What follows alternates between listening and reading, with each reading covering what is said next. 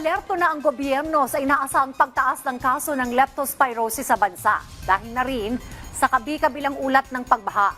Batay po sa datos ng DOH, umabot na sa mahigit 3,000 ang naitalang kaso ng leptospirosis simula yan January hanggang July 19. Mahigit 1,000 dyan ang naitala mula June 8 o isang linggo matapos ideklara ng pag-asa ang panahon ng tag-ulan noong June 2. Kaya paalala po ng Health Department, kinakailangan agad na magpakonsulta sa health center oras na malubog sa baha para masuri ang pasyente kung kailangan ng uminom ng gamot lalo't nakamamatay po ang leptospirosis.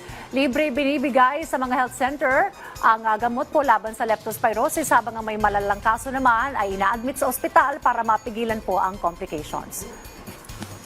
So mga sakit, yung mga wild diseases, no, yung waterborne illnesses, lepto, yung mga napalusong sa baha or madalas nasa baha, mabahaing lugar, lalo na kung may sugat, huwag kayong mag-self-medicate, magkonsulta sa pinakamalapit na health center. Kasi kung natitreat na sila dito, hindi na kailangan hospitalized.